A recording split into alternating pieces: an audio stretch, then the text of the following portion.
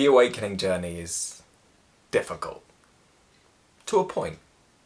After a while it gets easier and easier for sure, as we relax our minds into our beingness, so to say. For a while on the journey, we fight a lot with ourselves because we seem to be losing a lot. Lots of things seem to be dropping away. So I'm going to name this the dropping away stage of the awakening. Not that that's really a stage, though I suppose it is. And I'm just going to talk about the dropping away stage of the spiritual awakening journey.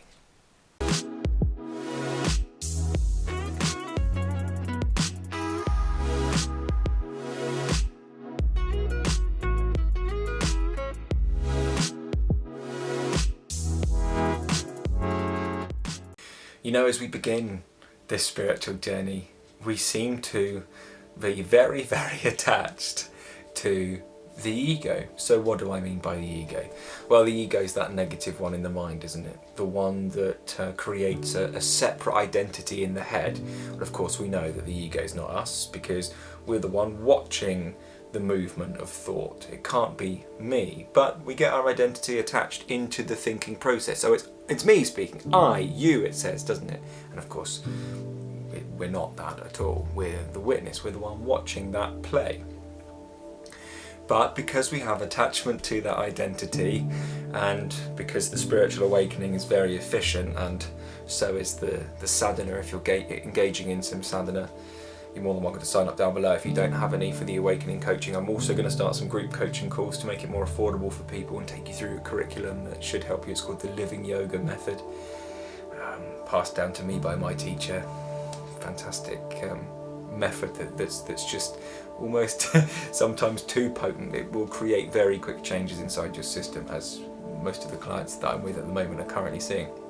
Also as well, down below there's a free breathing practice if you'd like, and there's also a free community if you're stuck and you don't know what's going on in the awakening process. There's amazing people in that community and you're more than welcome to join. It's absolutely free. Kind of back to the video now. What we're talking about was sadhana being the way that we bring about the highest aliveness of intensity in the system, the highest amount of energy in the system.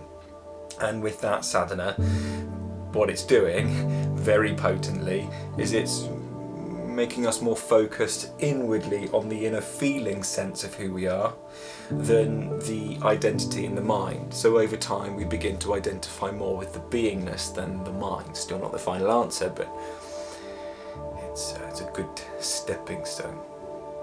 So this dropping away phase of the awakening is where we begin to notice changes inside of ourselves, because that thing that we thought we once were, meaning the ego, meaning that negative voice that berates you and just calls you out all day constantly and creates a very drained kind of feeling in the system and negativity in the system, we're very attached to it, strangely.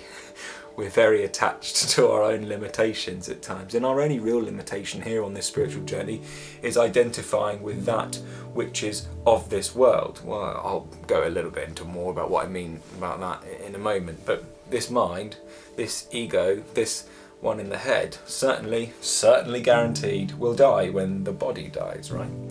But there's somewhere in us that won't, and this is why we do the sadhana, to find that place. Not that we have to find it, because we're already it, but there seems to need to be a disidentification process that we go through from the surface to the inner, and that does take time.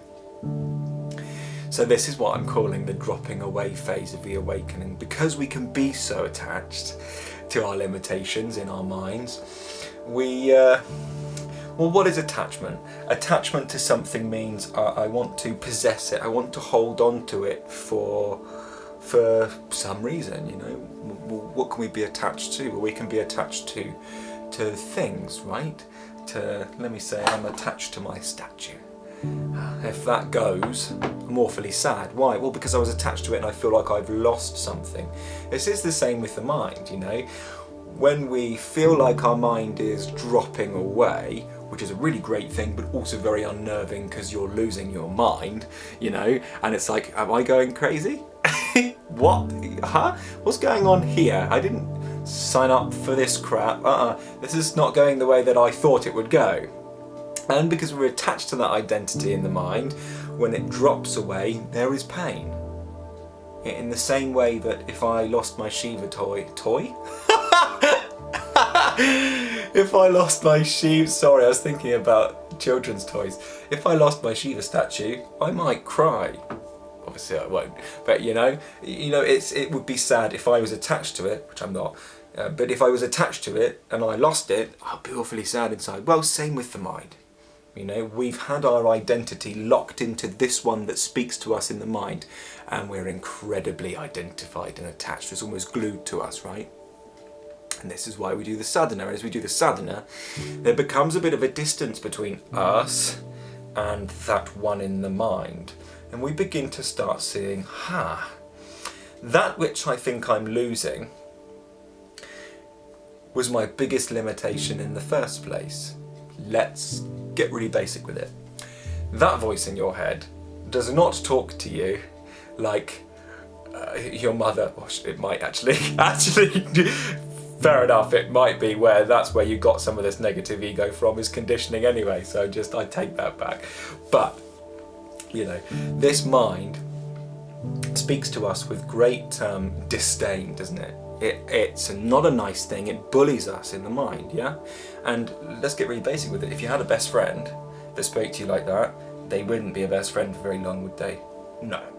Well, why? Well, because that would be draining, it'd be abusive, and it's no fun. But we're doing that to ourselves by attaching our identity and believing this I in the mind, this one that speaks to you and says you in the mind, as us. We're believing in the abuser, and then we play victim. Oh, why is life like this? It isn't. We've just got so much attachment in this one that needs to drop away. Not that it needs to drop away, but in time with consistent practice in the sadhana, it will drop away. So in reality, I know I've called this the dropping away phase of awakening. What are we really losing? Well, we're not losing anything that ever truly existed anyway. So let's go back to what I said earlier about there being a place in us that is not of this world, right? I may not be able to get us all the way there right now, but let's just at least get a flavour for what I'm trying to say. But you guys know this stuff anyway. But the mind is of this world. When the body drops, that will drop. This body is of this world, and us humans have attachment to the body in the form of the belief that I am the body. That's all attachment is a belief in it. Why are we attached to this negative one in the mind? Oh, because I believe it. Oh, Jamie, you're stupid. You're unlovable, And then we believe it, right? That's what creates the attachment. That's what creates the bondage to the mind, this thing that will drop away. So how do we get it to drop away? Well, we change our beliefs. Well, how do we do that? Well, we do sadhana. Well, how does that change beliefs, Jamie? Because it brings about a nice state of being inside of us in which believing these things creates too much of a negative emotional manifestation in ourselves after time for us to even listen. Mind will pop up and say, yeah, you know what, you are unlovable. And I'll be there like, shut your mouth, It will get like that. You might even laugh at it because it's powerless to you if you're not attached to it with your belief, by sending your belief into the words that it speaks. So this will drop away, and when this drops away in time, what's left? Well, what's left is something that's more real, right? The beingness, the feeling sense of who you are. The feeling sense of who you are, if you just want to do this with me for a moment, if you just connect to the feeling of your body, there's a feeling here, right? We're a feeling, we're a vibration, we're a fizz, a pop, something's throbbing through you, it's a feeling, right? And it's in this feeling that the identity or the ego arises. It's the feeling first, so that then the ego can arise. The ego arises in this feeling sense of who we are. Now, when we lose the ego, not that we ever had it, but when we lose this idea of the ego, what's left? Well, we're left with this more stable state of being, which is the feeling state. I can think. If I want to think, you can still think, but you're more happy because this feeling state, I know at the start it feels neutral and the ego might say, but this is boring. I speak to a lot of clients about that because I get it, you know, I was once there too. Not that I'm anywhere different now, you know, but it's going to get confusing if I go into what I mean there. But this feeling sense of who we are is more stable and is more who we are than the mind, so that will drop away. Now when we go to sleep, you know, it's not a final answer, because when we go to sleep, even this feeling state of who we are drops away, doesn't it? Yet something's still there, because we know when we wake back up, we're like, I know that time passed, but it went by like that, right? But how did we know that? Well, because something was there perceiving even sleep. No, I'm not going to go too much into this one, but for now, what do we really lose when the mind drops away? We might think I'm losing myself, we might think I'm losing my mind, but that implies that we there's an implication there of that this mind was mine, or that voice was mine, which it never was. We just send our belief in it, you know, because we're the one watching it, aren't we? The mind could say, go and kick that dog. Are you going to do it? No. Why? Well, because there's discretion there. You know that you're not the mind. You might even say, well, where did that thought come from? Why on earth am I like this? More identity, right? Well, who's speaking? And is this one speaking you? No, this one speaking in the mind is here. I'm behind it, watching the speech. If this makes sense. So anyway, this is the dropping away phase of the awakening process. We lose our minds, but in the best way possible. I hope this helps. I hope this made sense. And if you just think I'm crazy, then by all means let me know down below. But by this point, I feel so good inside that I just don't care. Have a really, really lovely evening.